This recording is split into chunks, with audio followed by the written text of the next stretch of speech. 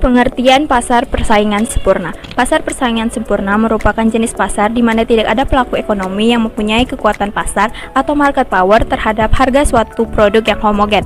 Pembeli maupun penjual tidak mempunyai kekuatan untuk mempengaruhi harga pasar.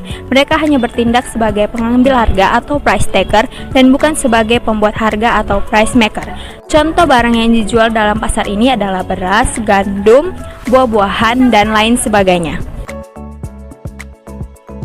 Selanjutnya, kelebihan dan kekurangan pasar persaingan sempurna. Adapun kelebihan dari pasar persaingan sempurna ialah yang pertama, persaingan sempurna memaksimumkan efisiensi. Pada struktur pasar persaingan sempurna, dalam jangka panjang perusahaan akan mendapatkan keuntungan normal atau normal profit. Keuntungan normal ini akan dicapai apabila biaya produksi adalah yang paling minimum. Dengan demikian, dalam jangka panjang efisiensi produktif selalu dicapai oleh perusahaan dalam pasar persaingan sempurna. Yang kedua, adanya kebebasan bertindak dan memilih. Di dalam pasar yang bebas seperti yang terjadi pada struktur pasar persaingan sempurna, tidak seorang pun mempunyai kekuasaan dalam menentukan harga, jumlah produksi, dan jenis barang yang diproduksikan. Dengan adanya kebebasan untuk memproduksikan berbagai jenis barang, maka masyarakat juga dapat mempunyai pilihan yang lebih banyak terhadap barang-barang dan jasa-jasa yang diperlukan untuk memenuhi kebutuhan. Selanjutnya, kekurangan dari pasar persaingan sempurna. Yang pertama, persaingan sempurna tidak mendorong inovasi. Dalam pasar persaingan sempurna, teknologi dapat dicontoh dengan mudahnya oleh perusahaan lain, sehingga tidak ada insentif bagi perusahaan untuk mengembangkan teknologi dan teknik memproduksi yang baru. Walaupun pada awalnya perusahaan dapat menaikkan efisiensi dan menurunkan biaya, namun perusahaan-perusahaan lain dalam waktu singkat juga dapat berbuat yang sama. Ketidakkekalan keuntungan dari mengembangkan teknologi ini menyebabkan perusahaan-perusahaan tidak terdorong untuk melakukan perkembangan teknologi dan inovasi. Kemudian yang kedua adalah persaingan sempurna ada kalanya menimbulkan biaya sosial. Sebagai contoh, kegiatan yang efisien tersebut mungkin menimbulkan pengotoran lingkungan yang serius, maka biaya sosial dari kegiatan tersebut sangat tinggi sehingga masyarakat menderita kerugian. Yang ketiga, membatasi pilihan konsumen. Karena barang yang dihasilkan perusahaan-perusahaan adalah 100% sama semua, konsumen mempunyai pilihan yang terbatas untuk menentukan barang-barang yang akan dikonsumsinya. Yang keempat, biaya dalam pasar persaingan sempurna mungkin lebih tinggi.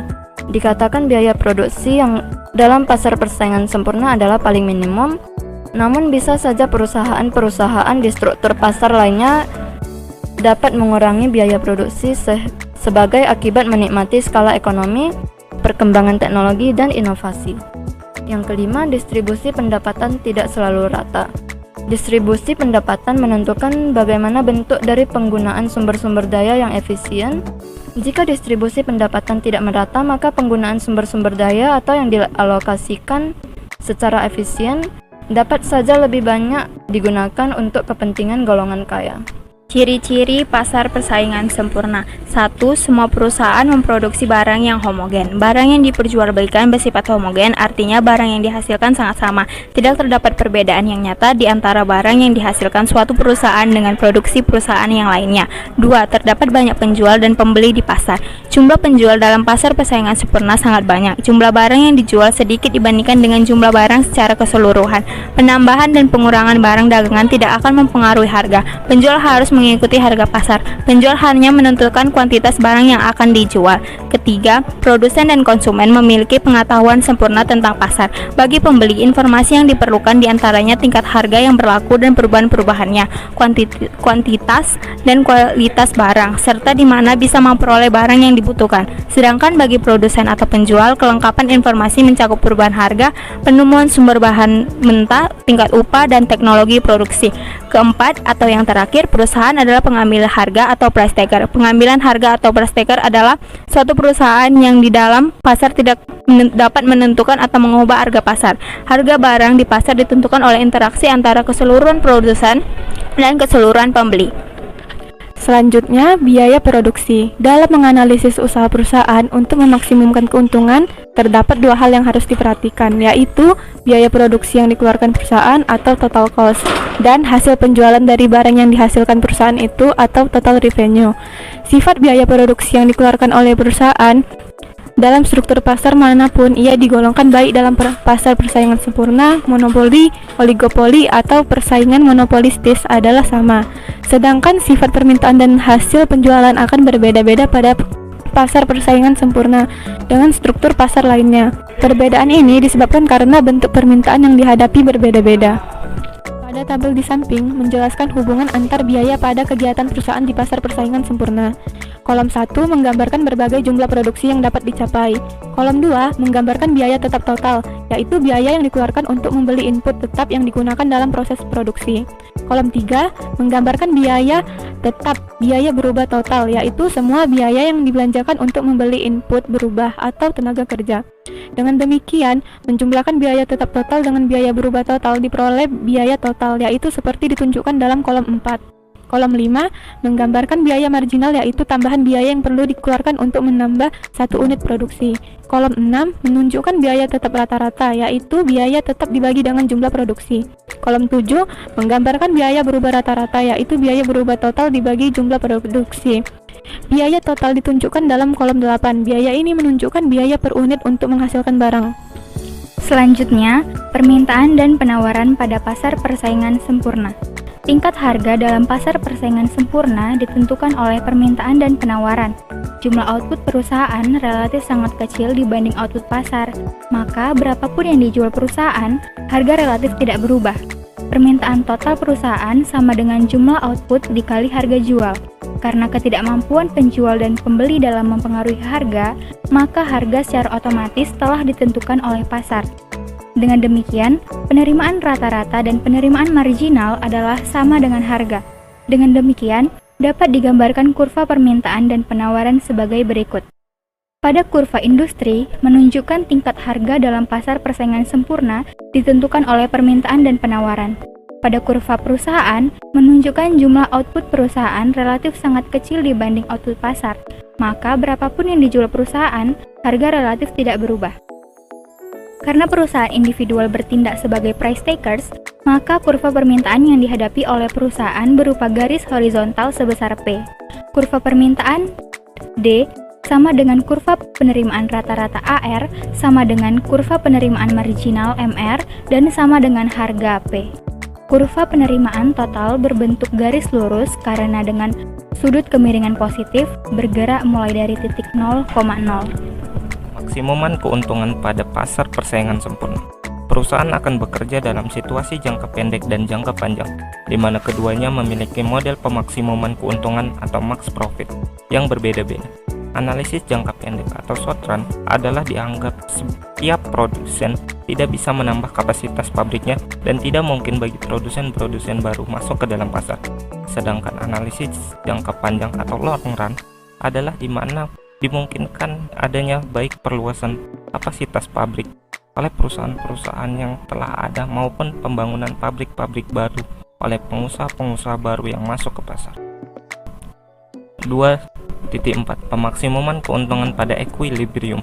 Suatu pengusahaan dalam kondisi equilibrium ketika ia mencapai keuntungan atau profit maksimum. Keuntungan atau P adalah perbedaan antara selisih antara total cost dan total revenue. Dengan demikian dapat dituliskan dengan sebagai berikut.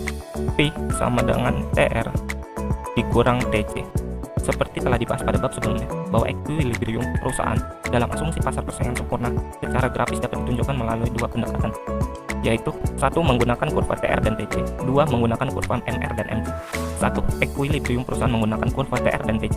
Di dalam gambar 3 di bawah ini digambarkan posisi equilibrium perusahaan dengan menggunakan kurva TR dan TC dalam persaingan sempurna. Kurva TR adalah suatu garis lurus melalui origin yang menunjukkan bahwa harga output adalah konstan pada sebuah tingkat output. Produsen akan selalu menerima harga atau price target dan dapat menjual setiap outputnya pada harga pasar yang berlaku dengan TR yang naik secara proporsional dengan volume penjualan.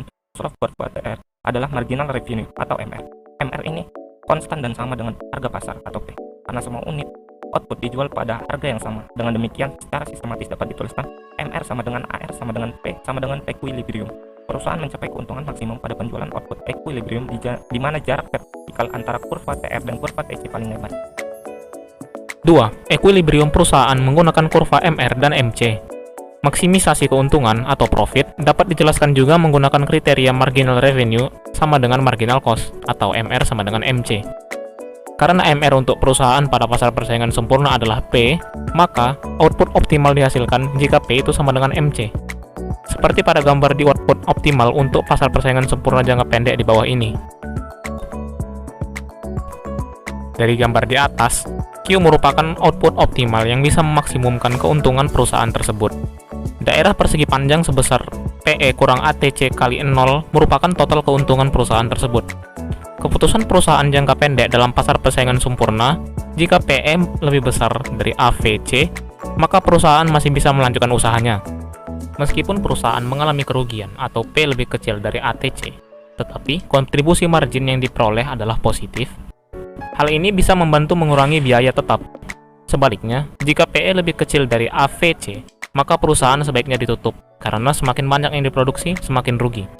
Maka, dapatlah ditarik kesimpulan untuk pengambilan keputusan perusahaan dalam jangka pendek. A. Jika MC lebih kecil dari MR, total keuntungan belum maksimum. Perusahaan harus meningkatkan outputnya. B. Jika MC lebih besar dari MR, tingkat keuntungan menjadi menurun. Perusahaan harus menghentikan produksinya. C. Jika MC sama dengan MR, tingkat keuntungan jangka pendek adalah maksimum. Karena itu, untuk perusahaan-perusahaan yang berada di pasar persaingan sempurna, untuk memaksimumkan keuntungannya, mereka akan bekerja dengan melakukan peningkatan volume penjualan sebesar-besarnya. Sekian penjelasan tentang pasar persaingan sempurna dari kelompok 1. Terima kasih.